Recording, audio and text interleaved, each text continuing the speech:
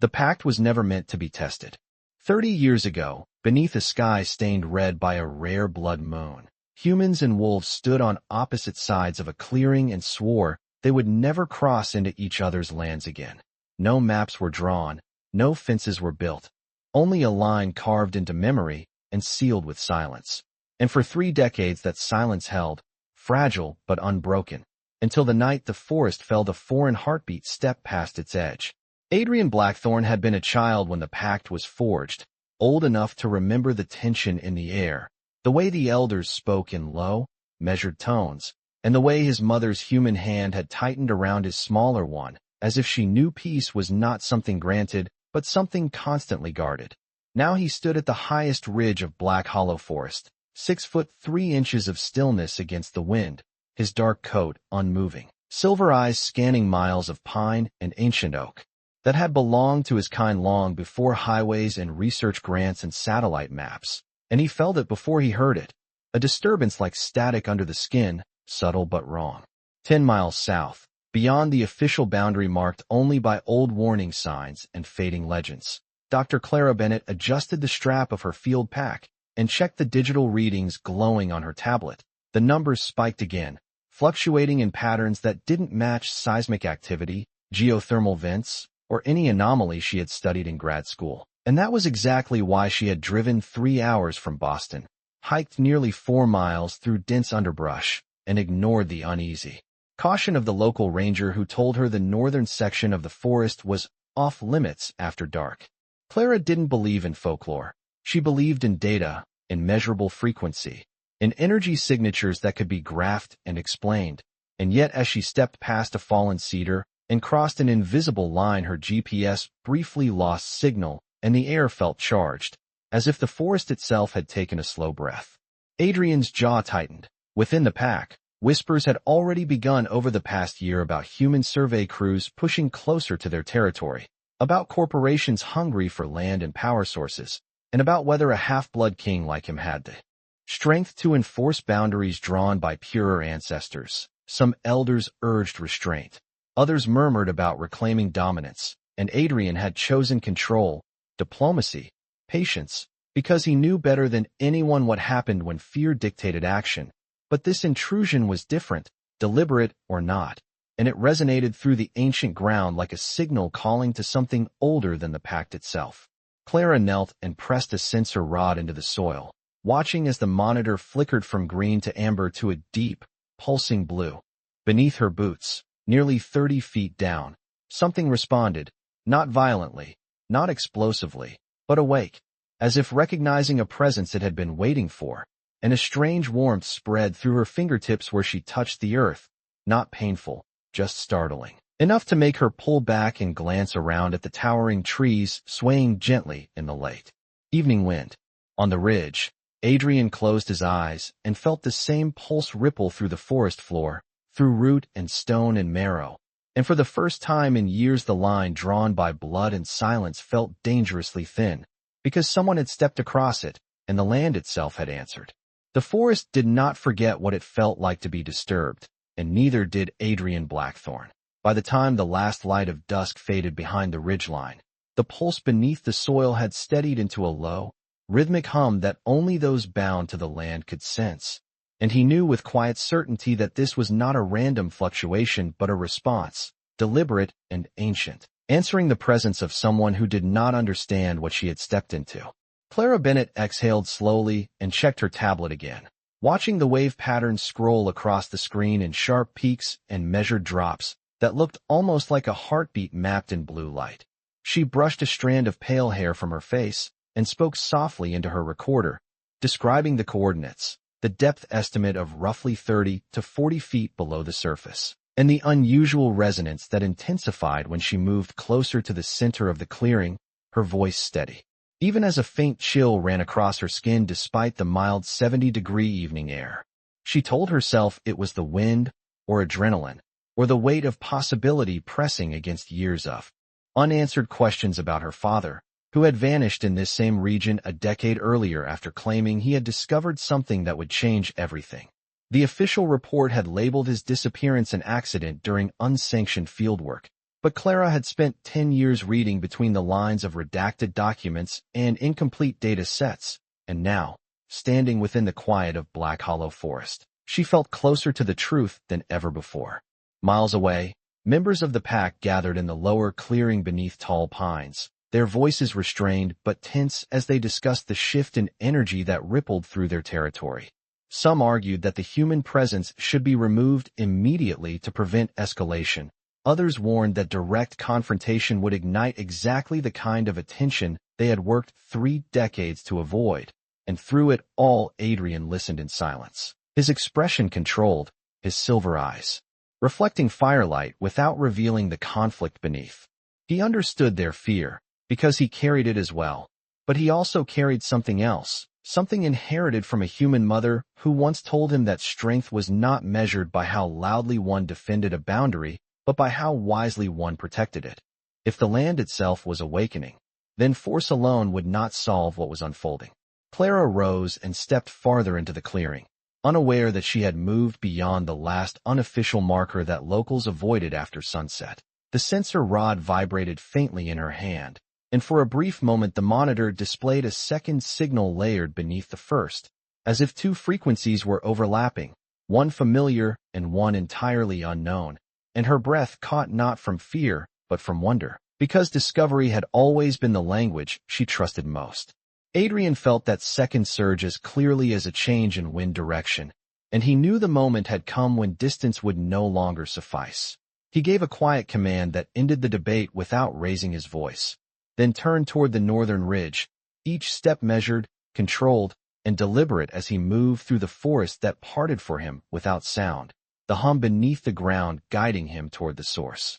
In the clearing, Clara crouched again and placed her bare palm against the cool soil.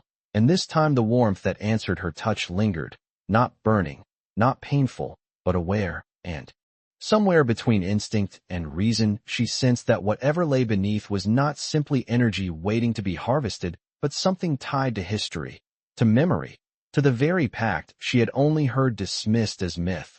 Above her, unseen in the deepening twilight, Adrian reached the edge of the trees and watched the human scientist from a distance of no more than 30 yards. Studying her not as an enemy, but as a variable in an equation that could either preserve peace or unravel it completely. And for the first time since the pulse began, he allowed himself a single, controlled breath, knowing that the next choice he made would determine whether the silence of 30 years would endure or finally break. Clara did not realize she was being watched until the forest changed its rhythm. It was subtle at first, the way the night insects quieted and the wind seemed to redirect itself through the trees, not stronger, not colder, just aware, and she slowly lifted her head from the glowing screen of her tablet as a sensation she could not categorize settled along her spine. She turned carefully, expecting to see nothing more than shadows and pine trunks stretching into darkness, yet the clearing no longer felt empty. Adrian remained at the edge of the tree line, partly obscured by a tall stand of cedar, his posture relaxed but unmistakably commanding, and he studied her movements with measured precision. She was smaller than he had imagined from the energy signature alone, about 5 feet 6 inches tall, dressed in field boots and a weather-resistant jacket, practical and unarmed. Her focus divided between curiosity and caution rather than aggression. The pulse beneath the ground responded again, stronger this time, and Clara's monitor flickered before shutting down entirely, the screen fading to black despite a full battery charge, and she exhaled in frustration before kneeling to check the power source, unaware that the very soil beneath her palm vibrated faintly in answer to her presence. Adrian felt that vibration in his chest like an echo of his own heartbeat, and for a fraction of a second something older than reason stirred within him, a recognition that did not align with logic or strategy.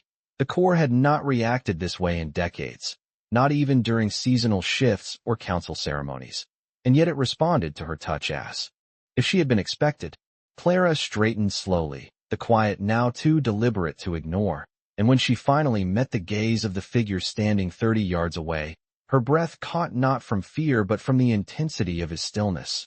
He did not step forward, did not raise his voice, did not move in any way that suggested threat, but the authority in his presence was unmistakable, like standing before a storm that had chosen not to break. For several long seconds neither spoke, and the space between them felt less like distance and more like a boundary drawn by history. Clara was the first to find her voice, steady despite the unfamiliar weight in the air, asking who he was and whether this land was privately owned, her tone professional, analytical, as though this encounter were an unexpected variable in an otherwise controlled experiment. Adrian considered his answer carefully, aware that one word could either maintain control or ignite panic, and when he finally spoke his voice was low and even, carrying the calm of someone accustomed to being heard without raising it. He told her she had crossed into protected territory and that she needed to step back from the center of the clearing. Clara glanced down at the soil, then back at him, instinct and skepticism colliding in equal measure. She asked how he knew about the energy fluctuations beneath the ground, because the spike had occurred the moment she arrived, and she could not ignore the precision of that timing. Adrian did not reveal what he was, not yet, but he did not deny his awareness either. Instead, he stepped forward just enough for the moonlight to illuminate his features, silver eyes reflecting pale light against the dark forest backdrop, and he felt the core respond once more, a deeper resonance that traveled through root and stone as though acknowledging both of them at once. Clara felt it too, not as a measurable reading this time, but as a subtle warmth rising through the earth, and something inside her shifted, not surrendering to superstition but expanding beyond it, because whatever this forest held was no longer just a subject of study, and the man standing before her was not simply a stranger guarding property. He was connected to the very pulse she had come to investigate, and the fragile silence between their worlds had just narrowed to the space between their breaths. The air between them held steady, but beneath the soil the pulse deepened, no longer a faint vibration but a measured rhythm that seemed to align with the cadence of their breathing, and Adrian understood with growing certainty that this encounter was no accident of timing, but a convergence years in the making. Clara folded her arms, more to ground herself than to challenge him, and took a careful step back from the center of the clearing as he had instructed, yet her eyes never left his face. She had spent her career reading patterns, detecting inconsistencies, and the man standing before her did not fit any category she knew. Not a park ranger, not private security, not a local landowner. And yet he spoke with quiet authority, as though the forest itself answered to him. She told him she was conducting independent geological research, that she had permits for the surrounding counties, and that the energy fluctuation she detected extended at least half a mile beneath the surface, while beyond any typical mineral deposit. Her voice remained calm, but curiosity edged it, because part of her already sensed that he knew more about the anomaly than any academic journal could explain. Adrian listened without interruption, his posture unthreatening but immovable, and he weighed every response against the larger consequence. The pact demanded distance, silence, containment, yet the core had responded not with hostility but with recognition, and that single detail shifted the calculation. He informed her that the land she stood on was protected under agreements older than county lines, agreements that depended on discretion, and he asked her directly whether anyone else knew her exact coordinates tonight. The question made Clara hesitate. She admitted that her research team believed she was several miles south of her current location and that she had chosen to verify the data alone before sharing preliminary findings, not out of recklessness, but because her father had once done the same and never returned. At the mention of her father, the pulse beneath the ground intensified, subtle yet undeniable, and Adrian felt a flicker of memory he had not expected, a fragment from his youth of a human man standing at the forest edge years ago, speaking softly rather than with fear, leaving without crossing too far. The memory was incomplete, blurred by time, but it stirred something deeper than suspicion. Clara noticed the brief shift in his expression and pressed gently, asking whether he had heard of a researcher named Thomas Bennett, who disappeared in these woods 10 years earlier while investigating unusual electromagnetic readings. Adrian did not answer immediately, because revealing knowledge could alter everything, but he did not dismiss her question either. Instead, he stepped one pace closer, closing the distance to roughly 20 feet, and the core responded again, a low resonance that traveled through stone and root as though mapping the space between them.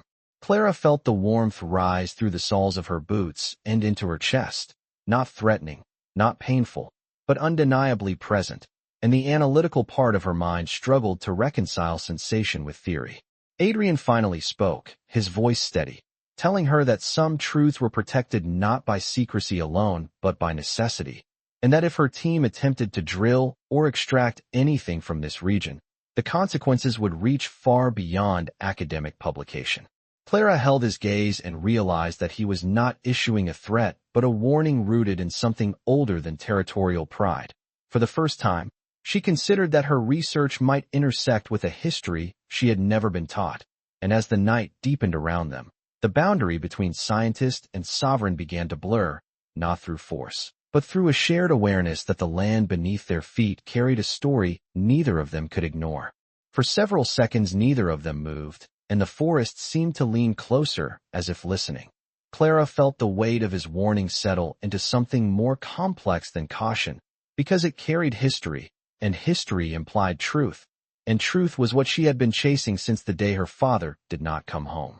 She told him quietly that her team believed the anomaly beneath this forest could be a sustainable energy source capable of powering entire counties, that grants had already been approved for preliminary mapping, and that investors were waiting for confirmation. She did not say this as a challenge, but as a reality neither of them could ignore. Adrian absorbed her words without visible reaction, yet the implications moved through him like a tightening current, because he knew what extraction meant, what drilling meant, what exposure meant for a secret guarded not by fences but by generations of restraint. He stepped closer again, reducing the distance between them to less than 15 feet, and though his posture remained composed, the authority in his presence deepened. He told her that some sources of power were not meant to be harvested, that they were anchors, foundations, and if disturbed carelessly, they would destabilize more than power grids. Clara studied his expression, searching for exaggeration or fear, but she found neither. Instead, she found conviction layered with something almost protective, not of himself, but of the land, and that unsettled her more than any overt threat could have. She asked him directly whether her father had discovered the same core 10 years ago, and whether someone had stopped him from revealing it. The question hung in the air between them, fragile and dangerous. Adrian felt the memory sharpen now, no longer a blurred fragment, but a clearer image of a human researcher who had stood at the boundary years earlier, who had sensed the pulse and chosen to step back rather than push forward.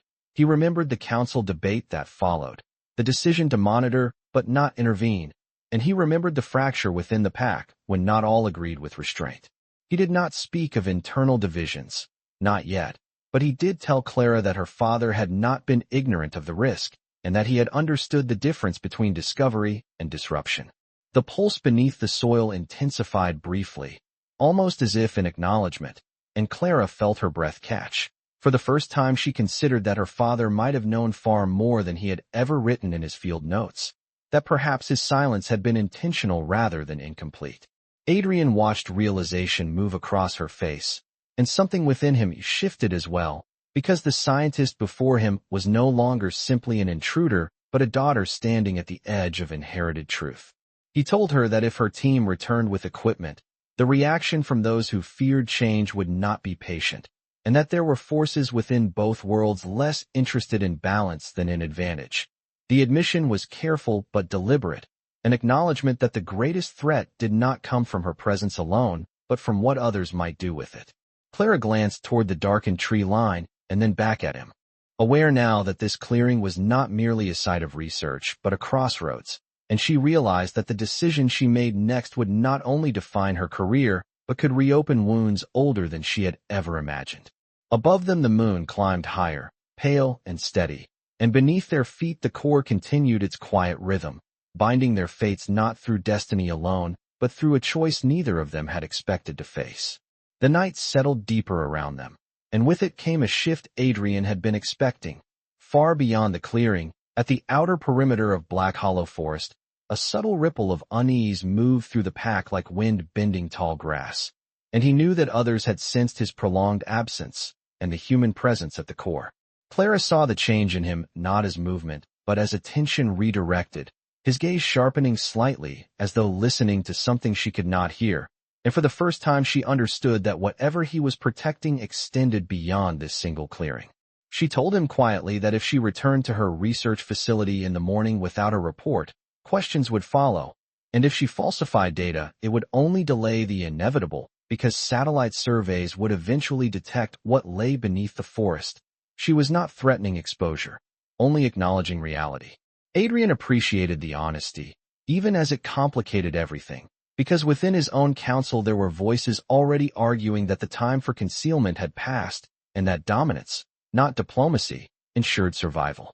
He informed her that there were members of his world who would interpret her discovery as a declaration rather than an accident, and that if she wished to prevent escalation, she would need to leave tonight without marking coordinates or transmitting updated readings. Clara hesitated, her training urging documentation, preservation, accuracy, yet something about the steady pulse beneath her feet and the gravity in his tone suggested that immediate publication would not be an act of progress, but of provocation. She asked him what the core truly was, not in scientific terms, but in meaning, and Adrian chose his answer carefully. He told her it was an anchor, a convergence of energies that predated both human settlement and pack hierarchy, a source that maintained equilibrium within the forest and within those bound to it, and that tampering with it would not simply produce power but disrupt the balance held together for generations. Clara absorbed this, translating metaphor into hypothesis, considering whether the energy field might interact with biological systems in ways not yet understood, and she felt a familiar surge of intellectual curiosity layered now with something more personal, because if her father had recognized this balance and chosen silence, then perhaps his disappearance had not been random, but connected to someone unwilling to honor restraint. Adrian sensed her thoughts turning inward and recognized the crossroads in her expression. She was deciding not only what to tell her team, but what kind of legacy she would follow. He stepped back slightly, giving her space to choose without coercion, and the core's pulse steadied as though responding to that respect. Clara looked down at her inactive tablet, and then powered it off completely, sliding it into her pack without capturing another data point, a small act that carried far greater consequence than it appeared. She met his gaze again and told him she would report equipment malfunction and inconclusive readings, buying time rather than surrendering inquiry. And in that moment the fragile line between their worlds did not vanish but shifted, no longer drawn solely by fear, but by cautious alliance. Adrian inclined his head in acknowledgement, not as submission but as recognition of mutual risk, and he told her that if she returned, she should not come alone or unannounced, because secrecy would invite suspicion on both sides. As she turned to retrace her path through the trees, the forest seemed to part once more, and the pulse beneath the soil softened into a quieter rhythm, not asleep, not dormant, but waiting, as if aware that the next chapter would not be decided by force alone, but by whether two people from opposing histories could hold the silence long enough to protect what lay beneath it. Clara did not look back as she moved through the trees, but she felt the weight of the encounter settle into her like a second heartbeat, steady and impossible to ignore. By the time she reached the faint trail that would lead her toward her parked vehicle nearly 3 miles south, the forest had resumed its ordinary rhythm, yet nothing about the night felt ordinary anymore. She replayed every word Adrian had spoken, every measured pause, every warning framed not as a threat but as responsibility, and she understood that the data she had chosen not to record was still imprinted in her memory with absolute clarity. When she finally reached her SUV and placed her pack in the passenger seat, she remained standing beside the open door for a long moment, looking back toward the dark tree line where the clearing lay hidden. She had come seeking proof of an energy anomaly, but she had found something far more complex, a boundary shaped by history rather than geography. Several miles north, Adrian returned to the central gathering area where members of the pack waited in controlled tension. Their expressions ranged from guarded to openly skeptical, and he could sense the unspoken question in the air before anyone voiced it. One of the senior council members stepped forward and asked whether the human had been removed from the territory, the phrasing deliberate, the expectation clear. Adrian answered evenly that she had left without transmitting coordinates, and that escalation would have been unnecessary and unwise. His tone did not invite debate, but the silence that followed carried dissent. He was aware that some within the pack viewed restraint as weakness, especially given his mixed heritage, and he felt the familiar pressure of leadership balanced between strength and perception. He told them that the core had reacted in a way none of them had anticipated, that it had responded not with hostility, but with recognition, and that this detail required caution rather than confrontation. The words stirred unease. Recognition implied connection, and connection complicated long-held narratives of separation. Later, alone at the ridge where he had first sensed the disturbance, Adrian allowed himself a rare moment of reflection. He thought of his mother, of the way she had once stood between two worlds without fully belonging to either, and he wondered whether the forest had chosen this moment intentionally, whether the core had waited for someone like Clara to step across the invisible line. Meanwhile, Clara started the engine of her vehicle and drove the narrow gravel road back toward the highway, her headlights cutting through darkness as her thoughts shifted from wonder to strategy. She knew she would need to file a preliminary report by morning, and she had already begun constructing language that would describe instrument malfunction and inconclusive seismic data without raising suspicion. Yet beneath that practical planning was a deeper realization forming, one that unsettled her more than any anomaly reading. If her father had stood where she stood and made a similar choice, then his disappearance might not have been the result of simple accident, but of conflict within a world she had only just glimpsed. As the miles rolled beneath her tires and the first faint hint of dawn began to soften the eastern horizon, Clara felt the shape of a decision taking form. She would not abandon her research, but neither would she allow it to be weaponized by those who saw power only in extraction. Back in the forest, Adrian lifted his gaze toward the paling sky and sensed that the quiet between their worlds had not been restored, only delayed, and that the next move would not come from him or from Clara alone, but from those who feared what balance truly meant. By mid-morning the world had resumed its ordinary rhythm, yet beneath the surface both of their worlds had shifted in ways neither could ignore. Clara arrived at her research facility just outside Albany and walked straight into the glass-walled conference room, where her team had already gathered around digital maps projected across a 12-foot screen, satellite overlays marking Black Hollow Forest in layered grids of color-coded data. Her colleague Dr. Ethan Morales looked up immediately and asked whether she had confirmed the anomaly spike from the previous night, his tone eager, already anticipating publication potential. Clara placed her tablet on the table and explained that the readings had been inconsistent, possibly caused by magnetic interference or unstable instrumentation, and that further testing would be required before any drilling proposal could be justified. She spoke clearly, evenly, offering enough technical explanation to discourage immediate escalation without sounding evasive. Around the table, a few members exchanged disappointed glances, but funding cycles were long and data-driven, and without confirmation there would be no permits filed that week. Still, Clara sensed undercurrents she did not like, particularly from a visiting representative of a private energy firm seated quietly at the end of the table, whose questions focused less on scientific accuracy and more on timeline projections. Several hundred miles north, Adrian stood before his council in the stone chamber beneath the oldest ridge of Black Hollow, where carved walls bore symbols older than any treaty signed by humans. The atmosphere was controlled but strained, and one council member argued that human technology had advanced far beyond the limits imagined 30 years ago, that surveillance satellites and corporate interests would not be stopped by silence alone. Another insisted that waiting would only allow the human scientists to return better prepared. Adrian listened without interrupting, aware that his authority depended not only on strength but on foresight, and he told them that confrontation would validate suspicion while cooperation, if carefully structured, might redirect it. The word cooperation caused visible discomfort. Alliances required trust, and trust had always been fragile between species divided by history. Later that afternoon, Clara reviewed archived files belonging to her father, documents she had digitized years earlier but never fully decoded. Buried in his notes, she found a reference to an agreement described only as a line drawn not on maps but in memory, and beside it a final handwritten sentence she had overlooked before, stating that some discoveries demanded guardianship rather than ownership. The words unsettled her because they echoed what Adrian had implied, and she realized her father had not simply been a researcher, but perhaps a silent participant in preserving balance. At the same time, within the pack, a smaller faction began communicating privately, questioning Adrian's restraint and suggesting that decisive action would secure long-term safety. Adrian sensed their agitation, but chose not to expose it publicly, understanding that fear amplified in darkness could fracture unity more effectively than any external threat.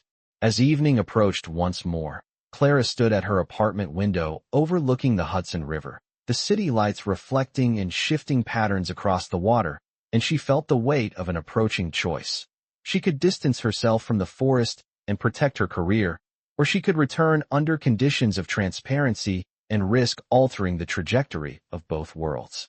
In Black Hollow, Adrian felt the core's pulse steady yet alert, as though aware that human interest had not vanished but merely paused, and he understood that silence would not be enough. The next step would require intention, communication, and perhaps the courage to redefine a pact that had survived 30 years but was never designed to withstand a truth awakening beneath it. The following night arrived with a tension neither world could dismiss, and long before the moon cleared the tree-line, Clara had already made her decision. She did not inform her team of her destination, nor did she submit a revised proposal, but she left a single encrypted file scheduled to send if she did not return by morning, not exposing coordinates, only requesting that no drilling permits be filed without her direct authorization. She drove north again, the familiar stretch of highway giving way to narrow roads and eventually to gravel, her headlights tracing the same path toward Black Hollow Forest. Yet this time her purpose was not discovery alone, but negotiation. In the heart of the forest, Adrian stood at the edge of the clearing before she arrived, aware of her approach long before the sound of tires faded miles away. The core pulsed steadily beneath him, neither agitated nor dormant, as though anticipating convergence rather than conflict. When Clara stepped into the clearing, she did so deliberately, stopping at the boundary where the soil had first warmed beneath her hand, and she called his name into the quiet, testing not authority but trust.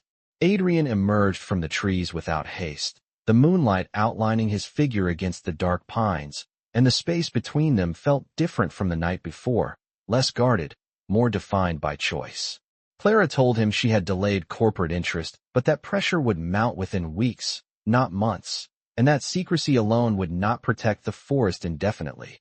She explained that the only viable path forward would be controlled transparency, a framework that acknowledged the existence of protected territory without exposing its true nature. Adrian listened, weighing the risk of revelation against the inevitability of intrusion, and he recognized that the pact forged 30 years ago had been built on absence, on distance, on the assumption that separation ensured peace. But the core had awakened. An awakening demanded evolution. He told Clara that within his council there were those who would oppose any form of cooperation, who viewed even her presence as erosion of sovereignty. Yet he also understood that refusing dialogue would strengthen the very factions eager to escalate. The core's pulse deepened slightly as they spoke, not violently, not urgently, but with a resonance that seemed to bind their voices into the soil itself, and Clara felt the warmth rise once more, this time not as anomaly, but as affirmation that what lay beneath responded to balance rather than dominance. She proposed a boundary officially designated as ecological preserve, land supported by scientific advocacy, protected by federal oversight that would limit industrial interference without revealing the deeper truth. It was imperfect, but it created space, and space was what both worlds needed. Adrian considered the proposal and saw within it the same principle his mother had once taught him, that strength was not the refusal to change, but the courage to shape change deliberately. He stepped closer, closing the final few feet between them, and for a brief moment the tension that had defined their first meeting transformed into shared resolve. Above them the moon climbed higher, pale and unwavering, and beneath their feet the core maintained its steady rhythm, no longer a hidden force waiting to be claimed, but an anchor guarded not by silence alone, but by two individuals willing to redefine what protection meant. And as the night held its breath around them, the fragile peace between human and wolf did not shatter, but began to shift into something neither side had imagined possible. A future not secured by fear of crossing lines, but by choosing, together, how those lines would be drawn.